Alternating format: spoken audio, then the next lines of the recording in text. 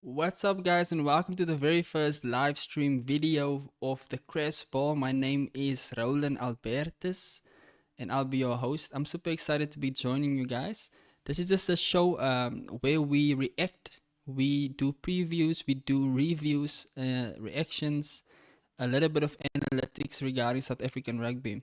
So, in today's video, we're going to walk through the Springbok lineup they will be facing Australia this weekend on the 16th of August. Now, I have to be honest with you guys. I've never, or let me not say never.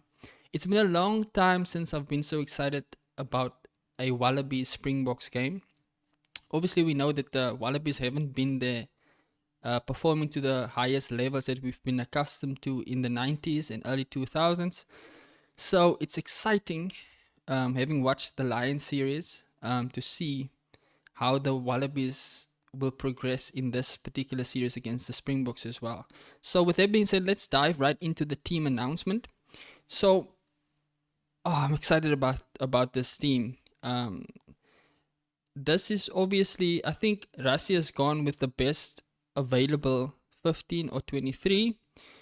Some players being obviously picked because of form, but let's go through the lineup. So we start with number 1, Oxenchair, probably the best or predominant prop, loose-head prop at the moment, and in the world at the moment.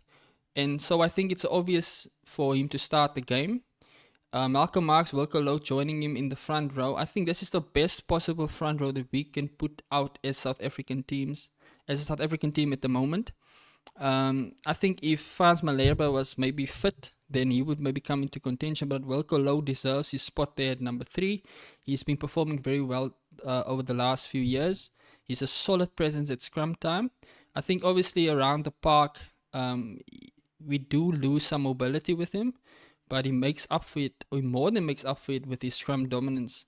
So I'm very satisfied and excited with that front row combination. Like I said, I think it's the best we can put forth in this game, which also says something about the respect that Rassie is showing to the Australian team. They were scrumming pretty well against the British and Irish Lions, so we are not taking any chances with them. I think this is a clear intent by the Springbok coaching staff to show the Australians that we mean business. And then obviously we go to Ibn Etzebeth and Lua Diaga. I'm particularly excited about this combination because I just love the two of them working together. Lua Diaga, with his physical presence around the park at ruck time particularly, and his underrated presence at line-out time, his line-out calling is, in my opinion, very underrated. It's very stable. He's not a line-out specialist, one would say, like, for example, Victor Metfield was, or even like, what's his name now? The number 5 from the Bulls, Ruan Norkia, who's more a line-out specialist. But Lua Diaga is solid in line-out time, calls the line-outs well. The line-outs work pretty well when he's there, but he also adds and gives us that extra physicality around the park and at ruck time as well. Then I'm particularly excited and very glad for Marco van Staden that he's getting started number 6. This is, I think, Rassie and the coaching staff are just rewarding him for his phenomenal form, and it gives us that extra threat at the breakdown. And along with this loose trio, for me, I'm super excited about. I'm super excited to see Siya at number 8 because Siya, his role at securing our own breakdowns, our own rucks, making sure that there's no interference from opposition players is very crucial. And it's also very crucial for us when we are attacking opposition rucks. So he's crucial in removing obstacles so that our jacklers can get to the ball. So I think it's going to be exciting to see how he and Marco Verstappen links up, with Siya being more of like a guard dog around the ruck and Marco going in and securing that ball for us. And then Pieter-Steph du Toit, I'm looking forward to seeing him. The thing with Pieter-Steph du Toit, we are so accustomed to him providing such a high level of performance every game. So when he gives us maybe a 7 out of 10, it seems like he's performing below par. So I'm excited to see him step it up again, and I think he's going to put in a dominant performance this weekend. I just have that kind of feeling. that is due to put in another dominant performance to secure his position or to reinforce his position in that number 7 shirt. And then Grant and Mani, I'm excited about this combination.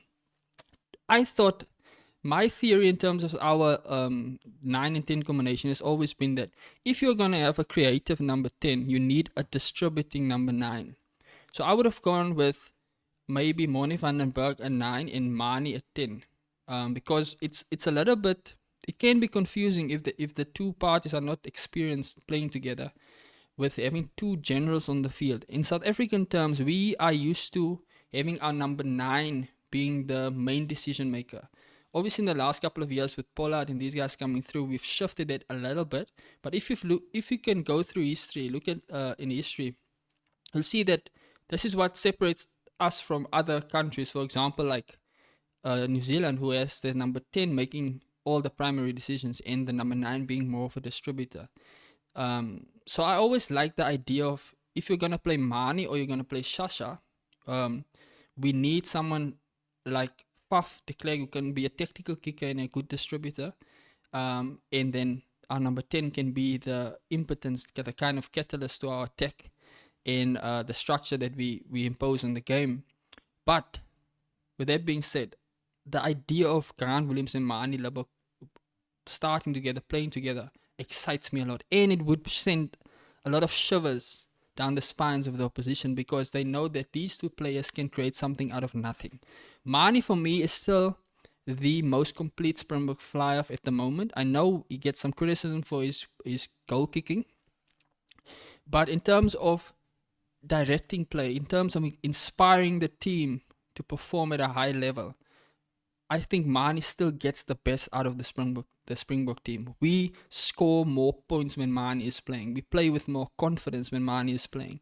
We are more dynamic when Mani is playing. In terms of Mani's attacking ability is unquestionable. His defensive ability is very solid. He's not a dominant tackler like Pollard, for example. Pollard can dominate a tackle, but Mani doesn't really miss tackles as well. He doesn't miss it. He makes his tackles. He's just not as dominant as Pollard. So I'm excited to see that. Obviously, Grant, to have him fit in back again is going to be great. It's going to be interesting to see how he controls the game from a kicking standpoint, because with Australia picking Nick White, I think they're going to apply a very tactical game plan, and so we need to be up to that standard as well. And then obviously we see some changes in the midfield. Andre Esterhuizen coming in for Damien de Allende. Rassie mentioned that Damien de Allende had a bit of a niggle there, so we understand the change. Personally, I would have liked to see Edwin van der Merwe on the left wing. I still think he plays his best rugby on the left wing. The space or the lack of space that the left wing often provides, I think Edwin is dangerous in those situations. And he can link up pretty nicely with Apelele Fassi on the left side, but we'll see. Maybe they'll switch. But I think there's something. I think Cheston Kobe has a little bit of a niggle, so that's why Kirtley is stepping in. Because I thought they were gonna rest Kirtley because he's been playing most of the games. And then the big surprise for me was Apelele Fassi at number 15. I thought they would have gone with Damien Willemse, but I think on balance, for the balance of the team, they went with Damien on the bench because he can cover multiple positions. But the reason I thought they would go with Damien to start the game is because of the tactical prowess of the Australian team. Kicking is going to be vitally important in this game. We're going to have to try and make this game fast and keep the ball in play for long periods of time. Obviously, Australia has some attacking options. They have some variety, dynamic options in that area as well. But I think the way the field is going to be used in terms of territory and possession and kicking, that's going to be the difference between winning or losing this game. So I thought with Damien's more complete ability, positioning, intuition in terms of the 15 position, in terms of controlling the game from that position, kicking and so on, I thought he would start the game, but I think probably Apelele has grown in that area, so he's getting opportunity. In terms of his attacking ability, counter-attacking ability, it's unquestionable, but just tactically, I thought they would have gone with Damien there. Then on the bench, Bongi, Jan-Hendrik Wessels, Asenati. I'm very satisfied with it. I'm very excited. This isn't exactly a bomb squad. For me, the bomb squad is only the bomb squad when Archie Snyman is there. Rassie mentioned when Australia announces their team, he might change the team to compensate for their 6-2 split, but we'll see if there's anything about that in the news. And then the number 9 backup, I would have thought again Faf de Klerk would have gone there, but I think maybe this is a rotation issue, or this is maybe a signal of intent by Rassie that we're going to run Australia into the ground, because they're playing at the Highveld, and you know, guys, breathing there is very difficult. So overall, I'm super excited about this team. I think it's a good balance between power, skill, and tactical ability. So I hope to see this flourish into an overwhelming victory for the Springboks this weekend.